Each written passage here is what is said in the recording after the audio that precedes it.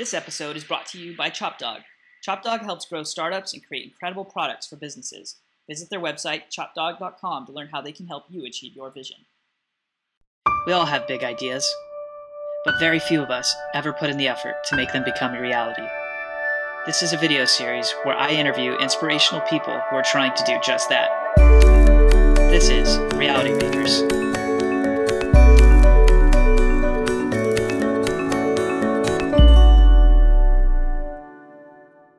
So who am I here with right now? Here with Joshua Davidson. Joshua Davidson, right on. And what are you up to these days, Joshua Davidson? I stare at a screen pretty much half the day, and half the day I'm on my phone talking to people. Basically an average day for me. Yeah, so right now, I don't know the best way to put it. 2 different businesses, and recently started business consulting, which has been interesting, and public speaking. I don't know, it's all over the place right now. So how do you manage all these different things? Like, are you constantly going out and finding business, or are you just like you can't say no to people? I guess yes. All right. So a lot of it is just through networking and knowing people. So I wouldn't say we're not looking for business, but we're not like actively like there's B, we're A, so A is going to find B directly. It's more like we're here, and all this business is out here, and we just somehow stumble into it. We know where to go, but no idea what we're going to grab, what we're going to get. It's really grown through like our network, right? So we have a huge social media following. We help a lot of people out, right? And so who's we? You keep saying we. Yeah, I guess we should jump right into what my companies are, right? Yeah, exactly. So hold on. So you have a couple companies. That's crazy. Yeah. I decided, putting myself through suicide and stress watch was not enough, so I had to do it twice. So all right, let's start from the beginning. So Dawg, I started when I was 16. We're about 5 years into it now. We actually just passed our birthday on August 1st. So how old are you now? So how old is this? I'm 20. I turned 21 on January 18th. For those who like to give me birthday gifts, you know what day it is. So basically, Dawg is interesting. It's a hybrid between incubator meets development firm, right? So we love incubators. I don't think I've never met a person who's like, oh, those damn incubators. Right. People love them. Right. The issue is you got to be technical to get into them, and you have a better chance of getting into MIT than you do getting into most incubators. Like, Y Combinator is awesome. But unless you're the next Dropbox, which most people think they are, in reality, it's not the case. You're not getting it. And on the other side of the coin, for every technical individual who has an idea, you have 10 non-technical guys that have not same idea, but has an idea overall. And we looked at this and we're like, well, there's a huge market here for people who need help with amazing ideas, but they can't do it on their own. Right. And the issue was, let's look at our options right now. You can go to a development firm in the United States. Odds are you're going to be quoted $500,000, something outrageous for the most part, it's going to scare the crap out of them. They're not going to want to do it. They have a livelihood. They have to pay a roof over their head, a mortgage, kids to feed. So that sucks. And people will go overseas, right, to Indian firm, Chinese firms, whatever the case may be. 9 times out of 10, they're being scammed or getting the crappiest thing in the world. And we looked at that. We're like, these ideas are amazing. Lots of people we hear every day, we're like, holy shit, why does this not already exist? And we kind of just decided, what if we could produce an alternative where we're not taking equity from these entrepreneurs, but we can provide kind of the same perks you get an incubator, the network, the advice, the feedback, the real experience, and give it to everyday people and charge them honestly. So I never read the Lean Startup recently, but I guess we have a lot of their mythology in it. And but basically, following practice, we're able to charge at a more realistic rate. I wouldn't say we're not like a freelancer overseas. I mean, we charge what I think is fair, but our guys get paid very well still. But at the same point, we're not robbing people like many development firms do. And I think people respect that. And we're not 9 to 5. We work around our clients' hours. They have clients all over the world: London, Canada, California, Boston, New York. 10 miles this way, it doesn't matter. We have people all over the country, the world that we get to work with. And basically, people come to us with an idea, and we do everything. We help make the product. If it's an iPhone app, a web app, We help them with their website, their marketing strategy, their content writing, their legal services, their video production. We even brought in an insurance rep, help them get covered. But literally every single aspect of their idea, we help execute. Awesome. And that's Chop Dog, right? So that's Chop Dog Studios. Yeah, and it's cool is once we're done, we help build some traction, right, for our awesome network of people who coming in already to work with us. We help get them. We'll get them thousands of users, and we'll introduce them to investors that we're friends with, and we'll help get them on the news, like Huffington Post and things like that. So we basically, we call ourselves a catapult because we take an idea and we literally make it happen and become something. People are using it, they're making money, everyone's happy. So it's, yeah, we've been doing this now. How do you decide that you actually want to partner with some idea that somebody has? I guess any idea that we're just like, holy, it's awesome. That's basically, so yeah. Thing is, we're not taking equity. So part of it isn't so much, oh, we have no experience with this. We like the idea, but we have no experience. We can't help you. That's what incubator would do. Right, exactly. Yep. Where some incubators are like, we don't see a good enough return in the next 10 years. I'm sorry. It's a great idea. We're passionate about it, but it's going to take too long. We have interest in their success, but we don't have a direct interest as in, all right, we're not making enough in return. That's not going to happen. We're only charging about compensation. So we take a lot more than the incubator would.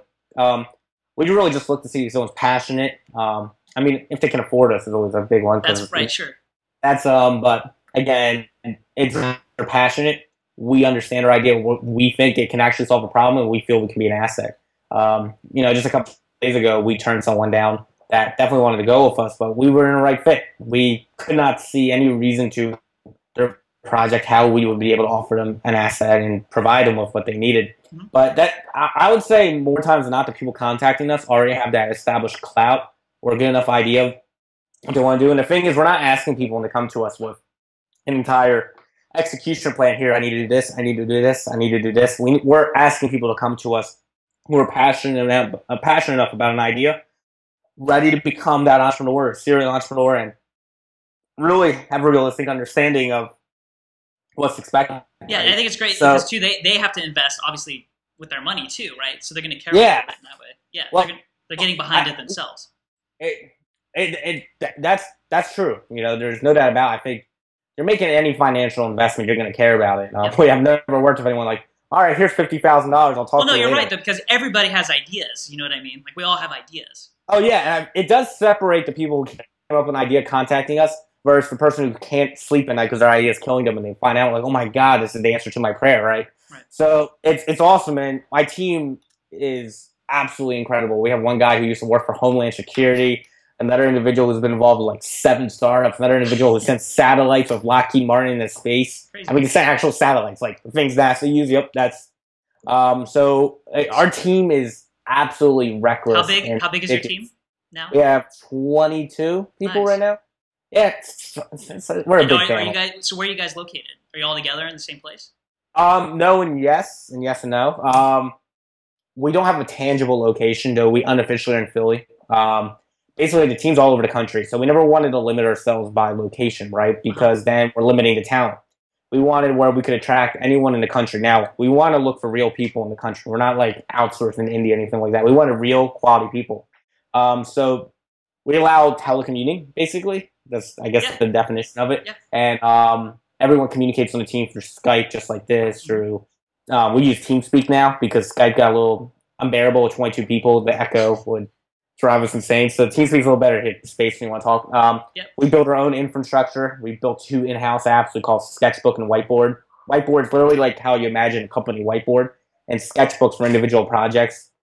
We communicate. Have you opened those up to other people to try? Well, Sketchbook our customers will use with us. Okay. But we do actually, so when we get into Subtle, we are building basically better versions of it on Subtle. Got it. So eventually we will. But yeah, we communicate internally, but we do get together 4 times a year. Or at least we try. We try to get everyone out in a location. Like earlier, we all went to Six Flags Great Adventure, which is the world's largest theme park. We all got together there, and we all went on a trip to Boston. So we did that. So we do get together face to face. We're very lucky that I think we attract a lot of talented individuals because they get to work their own hours. As long as the only time they have set hours is for meetings. The only thing they have to do is accomplish deadlines, right? But they can work their own hours. And I'm a big believer that developing is just as artistic as actual designing. Even with marketing, you get creative different times. So if someone's going to wake up at 2 a.m. and they have that idea, let them work then. You don't have to have this set 9 to 5. Cool. So there's no obviously set you have hours. like milestones or dates you got to meet. Yeah, that's a given. Yeah. But I don't think people ever crack under pressure with realistic deadlines. I think people crack under pressure because they're working for the sake of working, but they're not really working. They're just being busy. Yep. And what happens is they'll fall deadline that way. So if you have a realistic, or you're only working because you know you can contribute, you're going to get the job done. So it's a unique philosophy. And the cool thing, though, is our team, they get to pick what projects they get to work on. They get to work their own hours. We really have a really strong community. Our team is, you can go in there 1 minute or talk to smack about the Miami Heat, and the next minute they're talking about A-Rod, the next minute they're talking about a current project they're working on, and next minute asking me, hey Josh, I'll get another job to work on, right? Cool. It's a very strong knit community. We've all gone through hell and back, so we're very fortunate. And when we do hire, it's a really, really tough process. Like, for example, we're looking for a UI designer right now. We have about 200 applications that came in. So it comes down to, first off, a big thing with me is I believe everyone on our team needs to be able to properly present themselves and communicate to the customer. Right. I don't care if you're a developer, designer, a programmer, marketing strategist. My project, you better be able to answer that, right? You better be able to tell them exactly where you're at in any part of the project and comfortably talk about any aspect. It doesn't mean if you are a professional when it comes to Photoshop, doesn't mean you should be able to answer a question when it comes to PHP or what's going on with the jQuery. But you want to hire people that can get things done if need. Well, yeah, totally. It really comes down to customer service. Our product isn't our products. Our product is our people. And that's cool. We'll take that pile, right? Yeah. We'll automatically be able to find out maybe 20 people who have that quality of work we look for in a UI point of view. But now we're pulling them. How are they customer service-wise? How are they communicating? How are they working with others? How are they talking to team members? How are they with accomplishing deadline milestones? How are they with actually having, we put a lot of trust in the guys to get the job done without us supervising them. It's not our job to be babysitters. It's our job to actually produce real value and help real people every single day. So no, 37 Signals they had written a post on that at one time about hiring managers of one.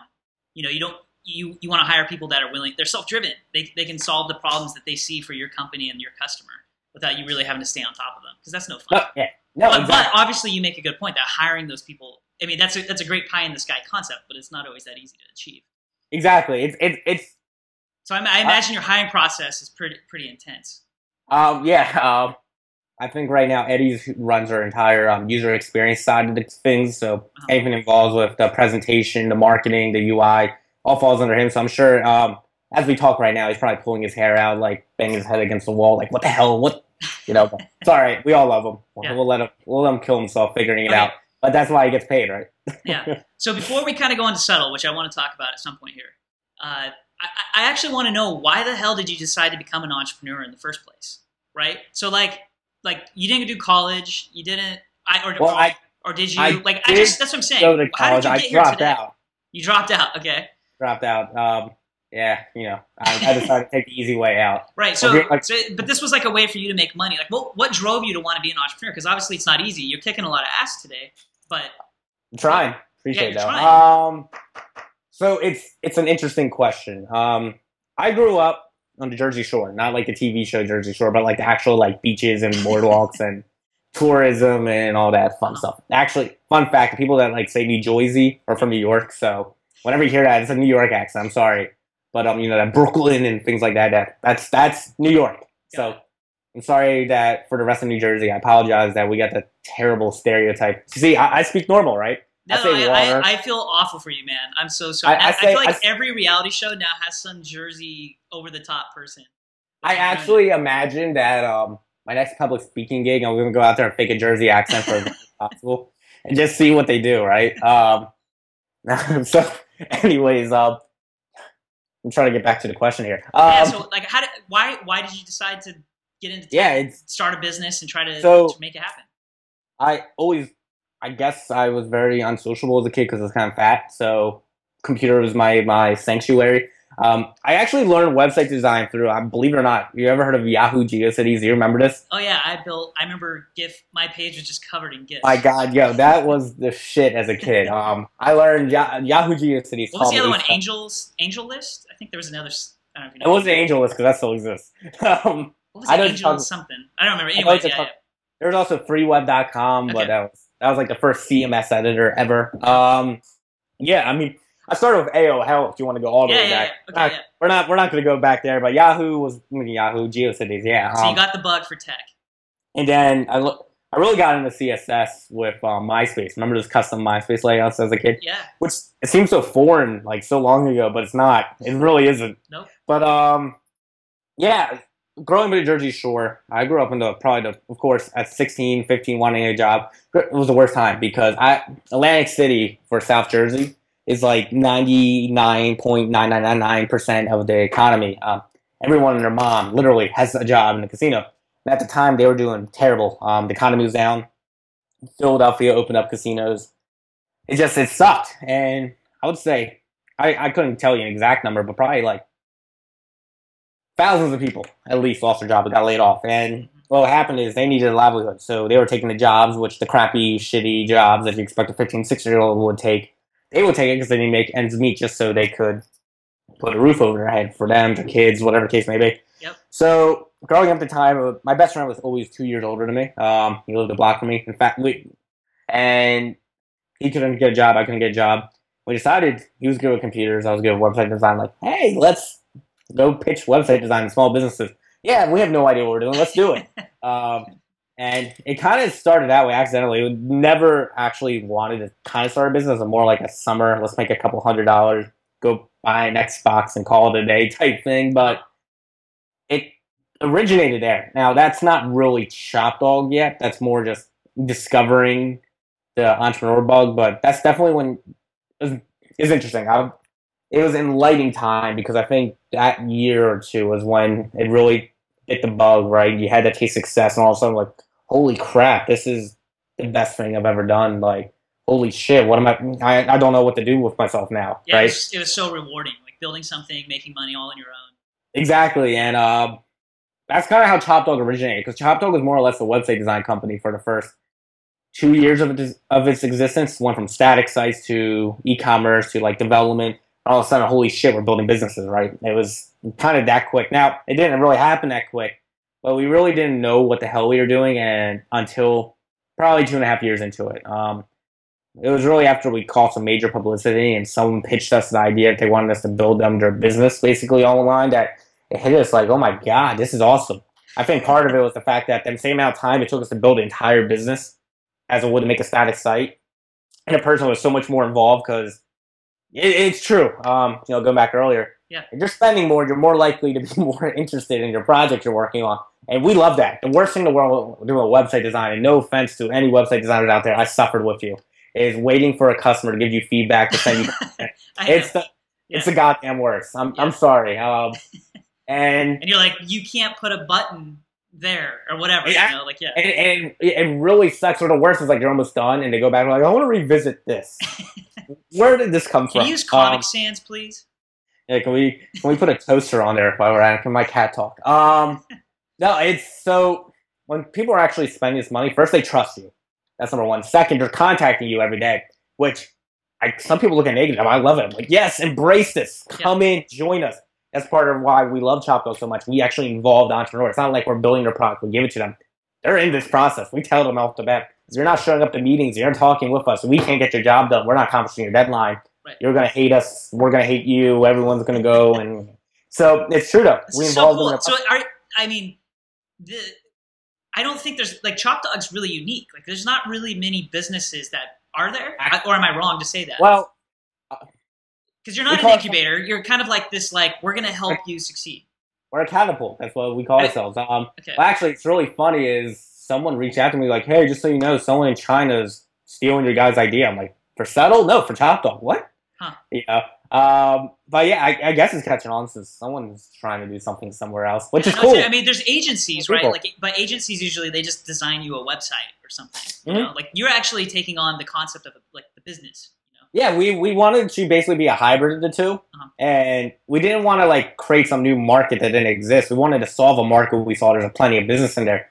And I won't say we have all the right answers yet, but we definitely are in the right direction. And it helps the fact that half of us have never had a real job. We've all been entrepreneurs in one case or another. So we're very unorthodox. We actually, the best way to put it is we run a business the way we want to be treated for them. Yeah. I know it sounds weird, but that's why I think we have 80% retention rate. Where 80% of our customers within 3 months are coming back to work on more, right? Nice. Mm-hmm. And right now, 30% of the projects we're finishing are getting funding within the first 6 months after we're done with them. Wow. It's insane. But I think we just figured out something that made so much sense. You kind of have to ask yourself, why didn't this exist before? Who, you know? That's what I was going to say. Like, why do you think you got success, right? Like, was it because of that first business you got? They saw something in you or your team? Or like, you know, what got you to, in 4 years, so quickly to grow Chop Dawg to where it's at today? I guess quality work and referrals, to be honest with you. Yeah. And networking. We just love helping I know, people. because actually, I want to share this. The way I met you was on Airtime.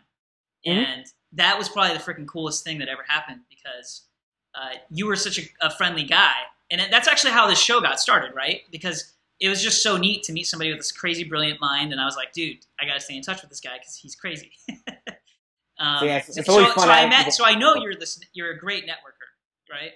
Well, I think, part of it is I probably spend half my day just helping people for free. Through Twitter, through email. Entrepreneurs email me all the time like, hey, tell me your thoughts. And I think it's the fucking coolest thing in the world when literally I might tell them 10 things and just one of them sticks and actually goes into their startup. Like, holy crap, my idea's in there. I did something. People are using it. Like, so that's what kind of like drives us is we're literally helping people. And if they can learn from the mistakes we've made, and trust me, we've made it. Well, so that I was just going to ask, right? So here you are giving all this advice. You're helping all these companies, right? I just wrote something about this the other day. Like, you have to fail, right? Like, the only way you're going to get good at what you do is to fail a lot. Like that cliche. Well, you know what? I disagree to an extent. You don't have to fail if you learn how to take advice and pretend like you don't have an ego and you just take advice because... Yeah, it's not failure. You're right. It's not failure. It's just experience, right? There's two things to be successful, in my opinion. Okay, there you go. Let's hear it. You have to recognize opportunities that people wouldn't recognize. That's number one. And I think that only certain people have that ability. And I've been fortunate enough where 9 times out of 10, I'll recognize that opportunity. I'm not perfect. And there's still some that pass, and there's been a couple I kicked myself with. But for the most part, it's something I guess I've been good at, and it's been very fortunate. And number two, I'm stealing this from Ryan Carson. At least he's a friend of mine, but I'm sorry, buddy.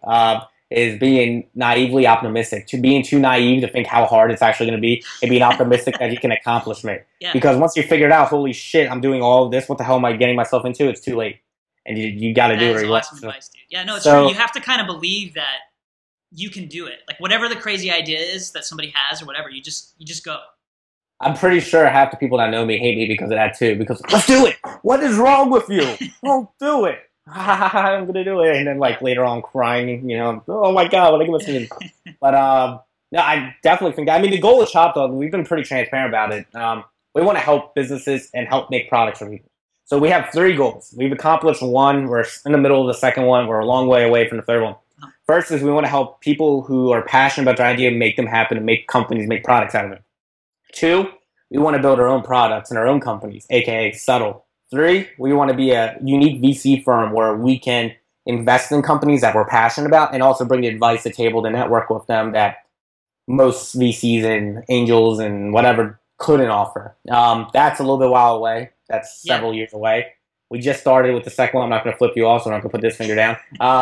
And obviously, Chop Dawg was our growing foundation. But basically, those are the 3 main things that we want to accomplish with Chop Dawg. We pretty much solidified number 1, and it's growing. I mean, this point right now, it's what's today? August what? 7th, 8th. Yeah. My calendar tells me what to do, and I just listen to that. Do you sleep?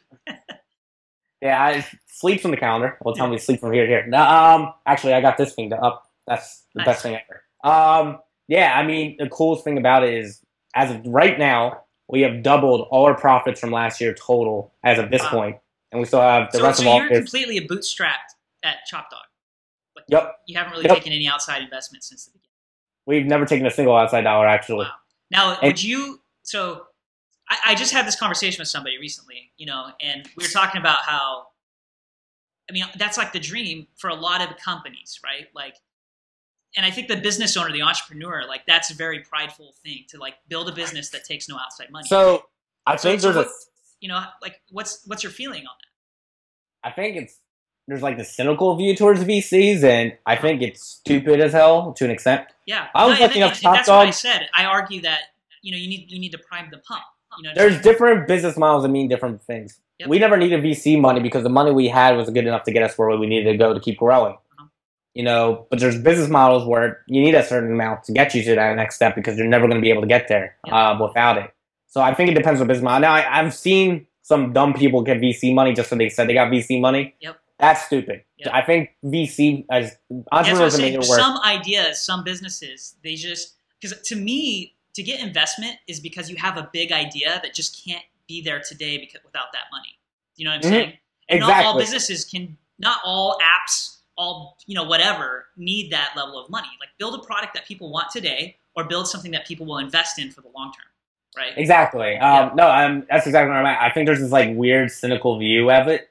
It's only because I think some people are just jealous. I think 9 times out of 10 people are just jealous in this industry. Yeah. It's weird. I don't understand it. And then 1/10, I think, is just because, no offense to any smart VCs and angels out there, but the market's so overvaluated right now, and you don't make yourself. I mean, how are companies getting $1 billion that don't even have a proven way to monetize themselves? They look at it. Like, there's established companies. They sell stickers. To me, that's just crazy. I mean, hey, I'm not going to argue it. They are where they are today. Well, I mean, yeah, it's good for them, but holy shit, who's the VC that decided to take that on? Yeah. I think a part of it is just to establish your name as a VC to a big company, which to an extent, I don't know. You see, I'm a big believer of building companies with monetization plans right away, or being honest with the consumer that you're planning to monetize it, and this is how you're planning to do it. Right, you set a good impression, right?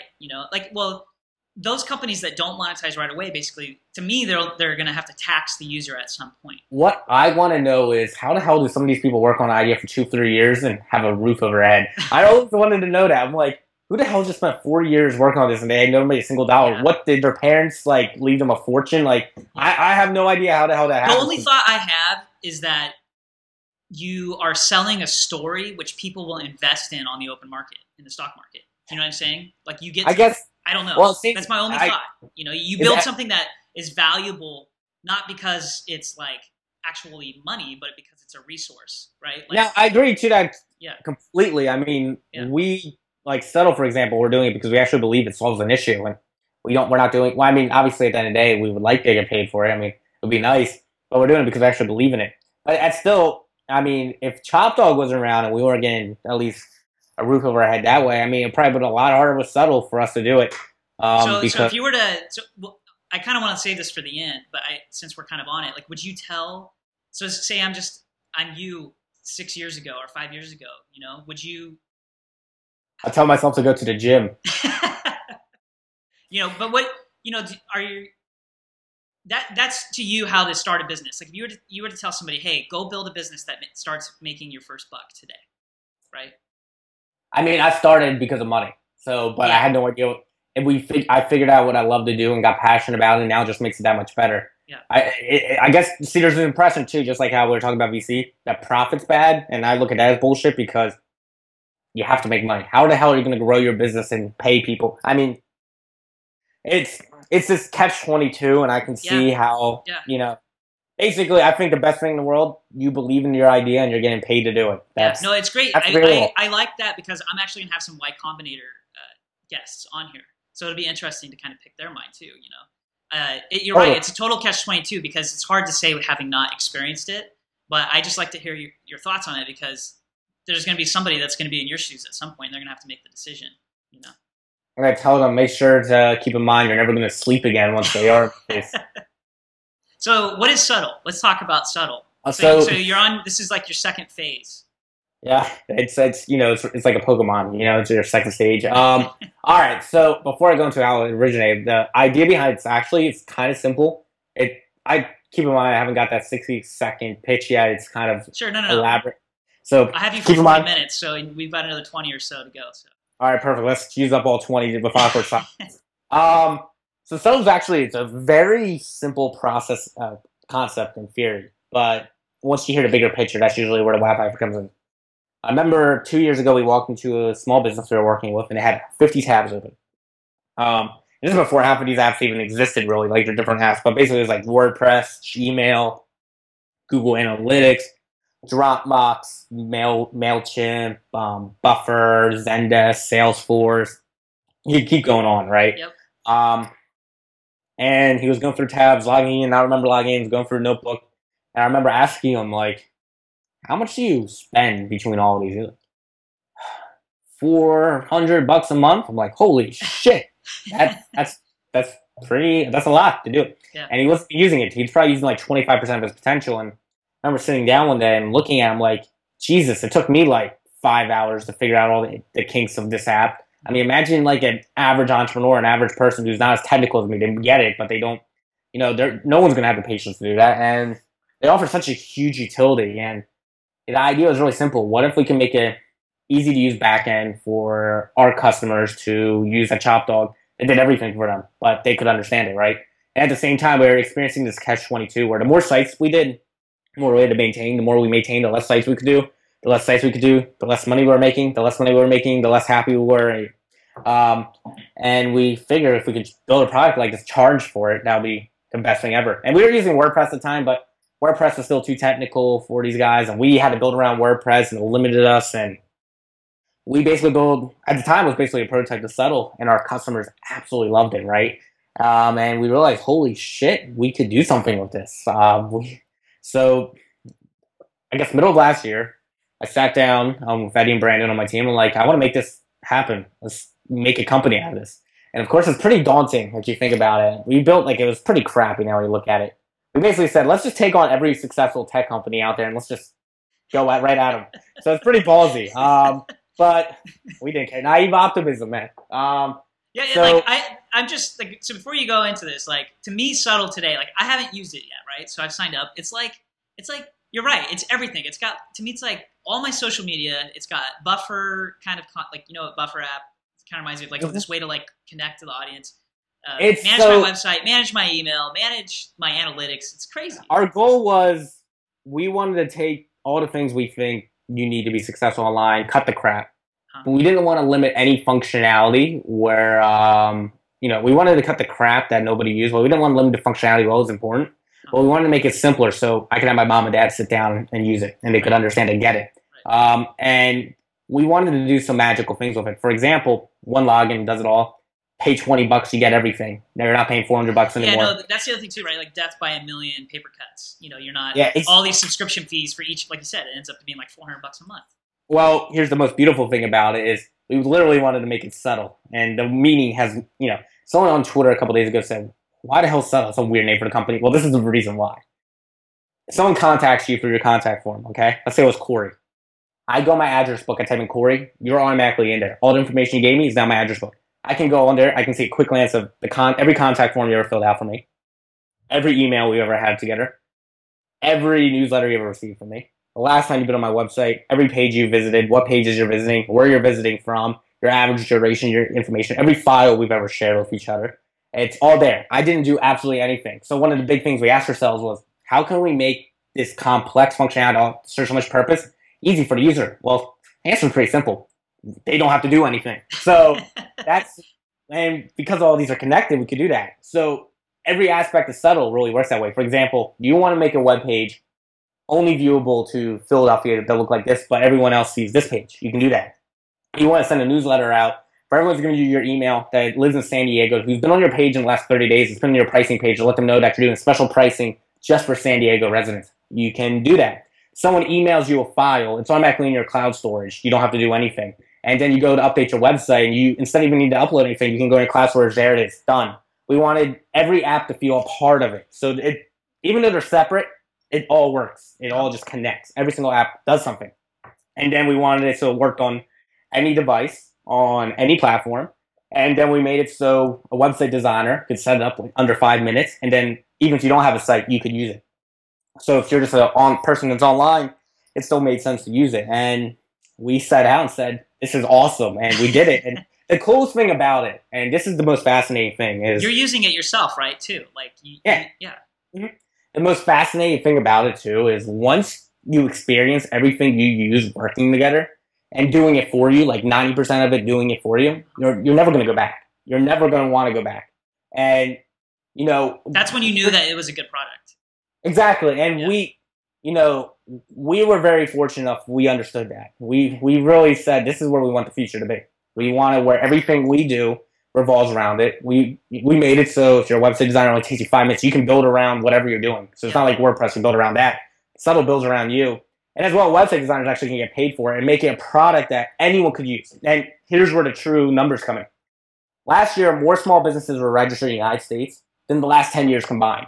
And you're not just taking that, but the average age, like I'm not going to make up the number, but I think it was like 81% was between the age of 20 and 30. These people are growing up with tech. Now, I'm not imagining we're going to be able to go and turn around to most older entrepreneurs and say, hey, you should use Subtle. Most people don't like change when they're that old. Hopefully a couple get it, which would be awesome. Yeah. But we built a product which is probably 5 years away from actually being something, but that's okay. We built a product for the people who are growing up with tech today and they're going to expect this. And that's what we built it for. And we're a long way to go. We're still making the native apps for it. We're getting it there. We're in beta and all the functionalities there yet. It's not at the level we expected. But we want to literally build an ecosystem where it's literally behind every website and eventually every mobile app that you can think of. It's subtle. It's there. You don't have to think about it. It's there. We want to make it so it publishes more relevant content to us as end users. I'm not talking about advertising. Maybe that's a part of it. I don't know. But we really want it where if I wake up in the morning and you wake up in the morning, we go on the same sites, the same apps, what we're seeing are completely different. It's geared toward our interests, our likes, what we do. We don't want, you can obviously use that for our monetization, but also as a user, that's awesome. If you're getting more relevant content just about you and your life, when you know when you want it, that's amazing. And technology is getting there. And then on the business side of things, everything you use interacts with each other in one way. And we're big believers that's where the future is supposed to be. And above that, we have plans where we're going to open up the API when we have enough users so others can create apps and start integrating what we're doing into their stuff. We want to get in the mobile app, so it's behind every mobile app as well as websites. We have a lot of ambitions with it, and how's it been so far? So how's the experience so far? Like this is your first. This is the first Chop Dog. Like, are you putting it under the Chop Dog name, or is this? No, so Subtle is separate from Chop Dog. It originated from Chop Dog, but our goal, like I said, with Chop Dog is we wanted to make our own companies and products too.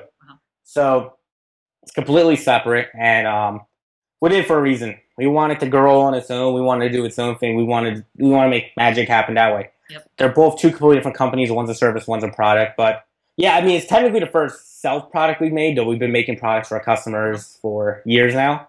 So it's not like we're rookies going into this. We knew all the mistakes that could be made. We knew all the things. I'm not saying we're perfect. Hell no, we're dumbasses. It's actually cool, though. I mean, that's an interesting way to think. Like, if I want to start businesses, for myself, it's not a bad idea to maybe help somebody else start their business to try to learn how to do your own. Oh, totally. I mean, it's kind of like we were involved with startups beforehand. It's almost like we got the experience without getting the experience. It's a hard way to summarize it, but yeah, no, I completely agree, and that's kind of cool. That's really cool. I mean, like that's how you are able to have these ideas and know how to make them succeed. And we did it smart too. It's not like we just did the idea and built it. We by accident came up with the idea. We by accident validated it, right? Yep. So it's not like we just jumped into it.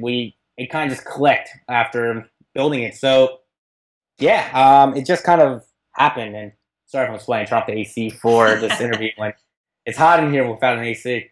That's all right. You're a passionate guy, man. You're getting excited. Yeah. No. Right on. So I wish you the best of luck with Subtle, man. Like, it sounds really exciting. I can't wait till I get my invite.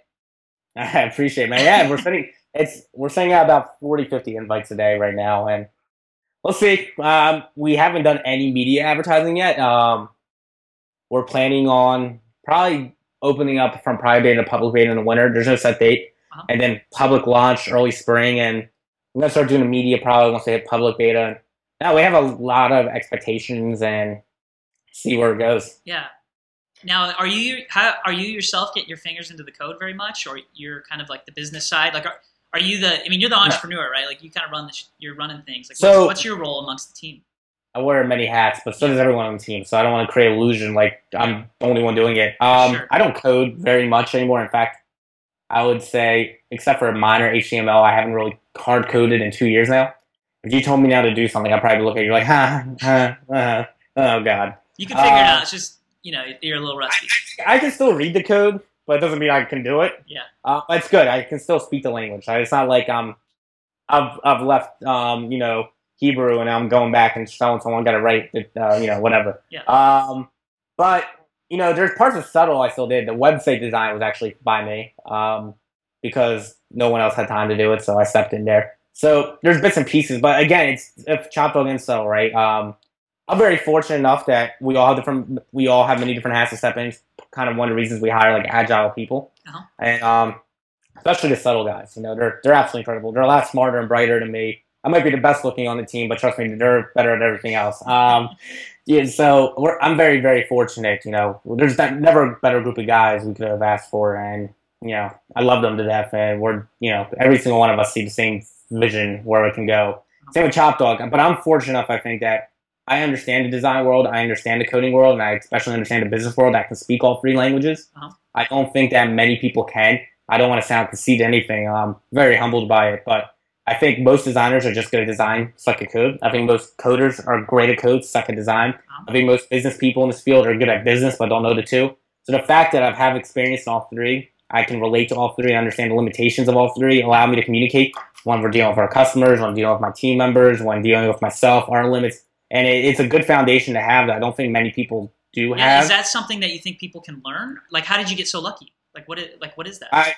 I always had, I was a designer first by trade. I used to code the shittiest sites and tables for my clients, but I knew that if I made a great design, they would, they're not looking at the code. Then I hired some good coders, and they look at me like, "What are you doing?" They made me want to code. Yeah. And did I just think that, there you go. Sorry, go ahead. I think you can learn it. I just think that those people get passionate about one subject, and they're not going to want to learn another thing because they don't care. They hate it. I loved it all, so I was fortunate enough in that regard. So it's having a passion to really be willing to learn everything. Really. Totally. I mean, if you found and it also, it sounds like too, you weren't afraid to look stupid, right? Like you knew you weren't doing the best, but you didn't care. You knew you had to do it. I probably look stupid 9% of this interview. I mean, that's my job. Yeah. My job is to look stupid. To occasionally say one thing that makes sense and have that be where we want to go. Yeah, that's awesome. You're willing to take those risks. Yep. So, what advice would you give people who have ideas in their mind that they want to make a reality?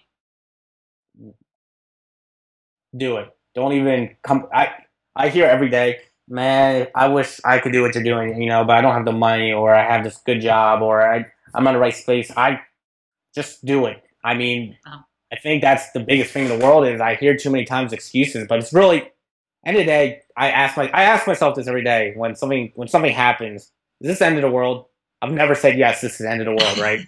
So I think when the time comes, with the end of the world, I'll probably freak out. But till then, I think that's the biggest thing is I just said, screw it, man. If you're gonna just live once, might as well do something that is you are passionate about. In my case, I'm passionate about helping others and making things that people use. And I was fortunate enough that it worked out, basically for the first venture. It wasn't, I think a lot of people look at what we did as just all success. We've had a lot of failures along the way, but we were just fortunate enough to embrace those failures and figure out the solutions and get by it as quick as possible.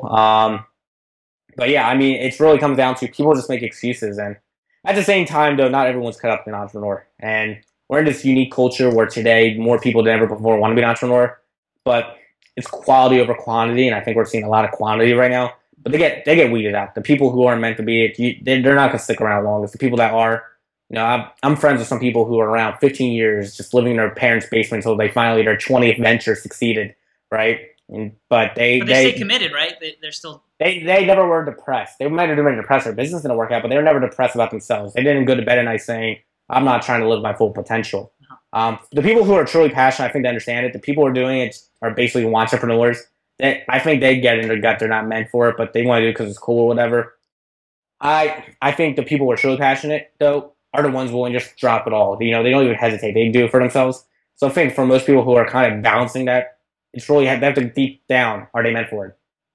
I kind of believe if you have to ask yourself that, you're probably at the point where it's not meant to be. The people who are truly passionate basically say, you know what, this is time, I'm doing it, and just do it. They don't battle with themselves for years and years and years. Yep. Awesome advice. All right, man. Well, that's it. Cool. I'm looking forward to having you down here in San Diego. Yeah, I can't wait, man. What's the best place to eat in San Diego? That's what I gotta know. Oh man, Best I'm gonna place make San Diego look bad right now because I'm not the right person to ask that. I eat at kebab shop. I don't know if you like Mediterranean food, but I was the mayor on Foursquare there for quite a while. That's probably my go-to spot for lunch. Is that because I don't know. I'll find something good. It's nearby. It's nearby my place, and they got good takeout. So Dude, could you be a mayor at takeout, or do you have to actually still be there to label it? Yeah, there's people that cheat. I actually check in when I'm at the place. I feel like if you get the food, there's sort of a chip where you can check in you're eating the food. You know, you don't have to be there, but you're a customer. You should still get that recognition or some way. Maybe like assistant mayor for it. Yeah, we'll see. But I'll figure it out by the time you get down here. Awesome, man. Cool. All right. Are you a reality maker, know somebody that is, or want to sponsor this show? Visit my website, CoreyGwynn.com, to learn more.